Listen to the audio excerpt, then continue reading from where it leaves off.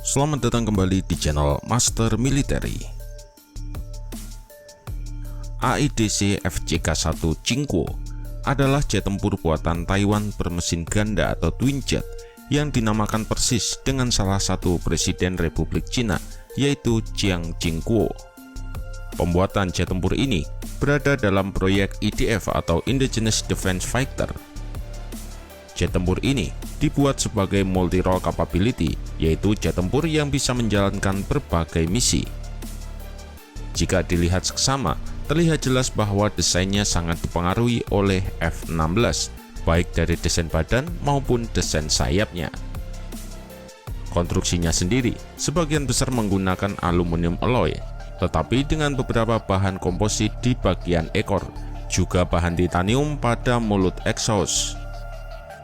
Sebanyak 250 unit pesawat sebenarnya akan diproduksi, tetapi karena adanya pembatasan dari Amerika, akhirnya hanya dibuat 130 unit saja. Namun sebelum kita membahas lebih lanjut tentang jet tempur satu ini, seperti biasa kita intro dulu.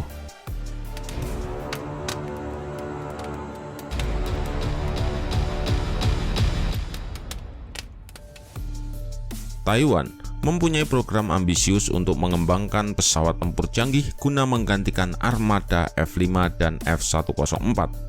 Tetapi, memburuknya hubungan diplomatik antara Amerika dan Taiwan pada Januari 1979 membuat pemerintah Amerika menempatkan embargo atas penjualan Northrop F-20 dan General Dynamics F-16, sehingga membuat arah militer Taiwan menjadi tanda tanya besar.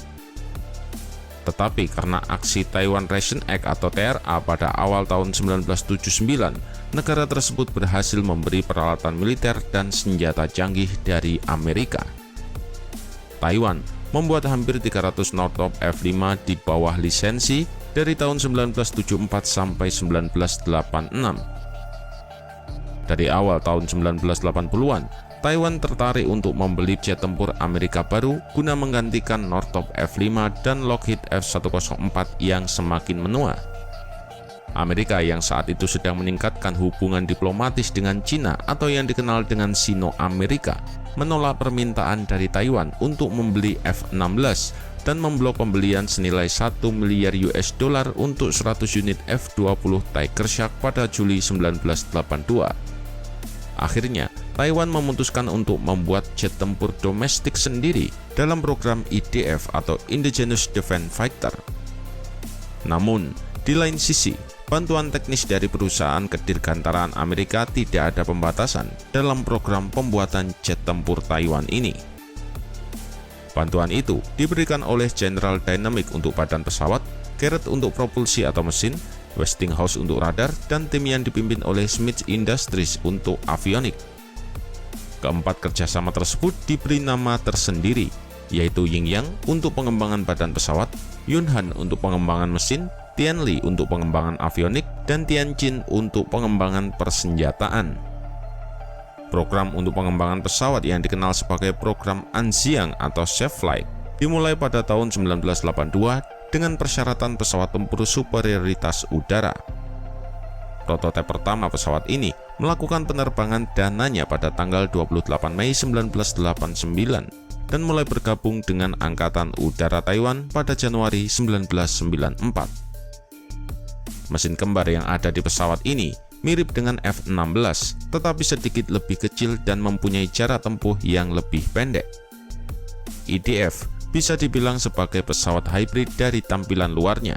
Hidung pesawat ini merupakan replika dari F-20A Tiger Shark, sementara bodi, sayap, dan permukaan ekor vertikal meniru milik F-16. Sementara bagian kokpit, sayap, ekor vertikal, dan lilitan dekat inlet mesin mirip pesawat Prancis.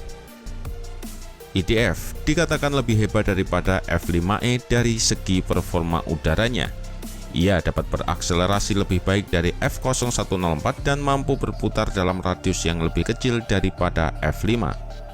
Pesawat ini dilengkapi dengan sebuah radar GD53 yang dikembangkan dari APG-67 yang secara esensial performanya hampir sama. Radar APG-67 menggunakan teknologi Doppler pada X-band dan mempunyai 15 mode operasional, 8 untuk udara ke udara dan 7 untuk udara ke darat. Salah satu kelemahan fatal pesawat ini adalah kurangnya tenaga mesin dan beratnya bodi pesawat yang menyebabkan rentan kecelakaan.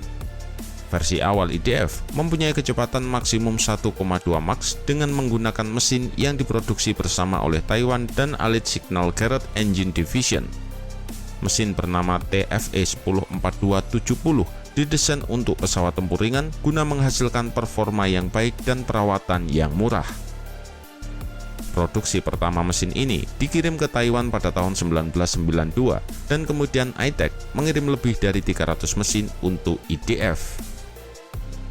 Mesin TFE-1042 dikembangkan oleh International Turbine Engine Corporation atau ITEC, di mana perusahaan ini adalah patungan antara Aerospace Industrial Development Corporation atau AIDC dan Allied Signal. Program untuk pengembangan mesin IDF ini bernama Yunhan atau Cloudman. Untuk persenjataan, pesawat ini dilengkapi dengan sebuah meriam 20 mm M61A Vulcan yang dipasang di sisi kanan badan pesawat. Ia juga memiliki 6 cantelan untuk membawa senjata eksternal, dengan 2 di bawah badan pesawat, 1 di bawah setiap sayap, dan 1 pada setiap ujung sayap.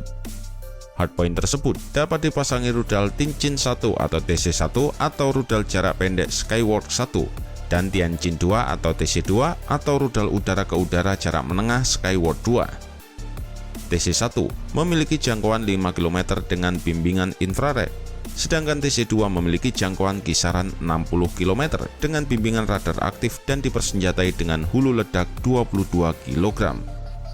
Untuk serangan darat, pesawat ini dapat dipersenjatai dengan polong roket, bom cluster atau rudal udara ke permukaan seperti Maverick. Jet tempur ini juga dapat diadaptasi untuk membawa rudal anti radiasi udara ke permukaan TC2A. Rudal anti kapal seperti Xiongfeng 2 atau mirip dengan rudal Israel Gabriel juga dapat digunakan pada badan pesawat atau cantelan underwing. Xiongfeng 2 sendiri memiliki jangkauan 80 km dengan hulu ledak tinggi. Taiwan dengan kondisi saat ini memang dipaksa untuk memperkuat pertahanan negaranya. Alasannya karena adanya sang raksasa Tiongkok yang menganggap Taiwan adalah wilayah mereka, bukan suatu negara kesatuan tersendiri. Cina tidak akan mengubah pendiriannya dengan berpegang teguh pada prinsip satu Cina dan menentang kemerdekaan bagi Taiwan.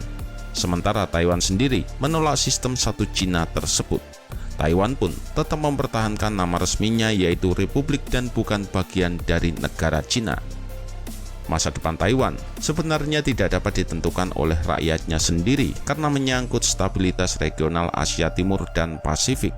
Negara-negara yang sangat menaruh perhatian dan terlibat langsung atas masalah Taiwan adalah 2 raksasa dunia, yaitu Amerika Serikat dan Tiongkok. Sedangkan yang terlibat secara tidak langsung adalah Jepang. Saat ini, Taiwan hanya memiliki 3 kemungkinan masa depan, yaitu yang pertama, reunifikasi damai dengan Tiongkok dengan sistem persekutuan, yaitu Uni Tiongkok Taiwan atau satu negara 2 sistem layaknya Hong Kong. Yang kedua, dengan kemerdekaan berjuang sampai titik darah terakhir, atau mungkin dengan jalan damai seperti referendum. Dan yang terakhir, Republik Taiwan berstatus quo atau tidak berubah, yaitu suatu negara yang tidak mempunyai kedaulatan internasional.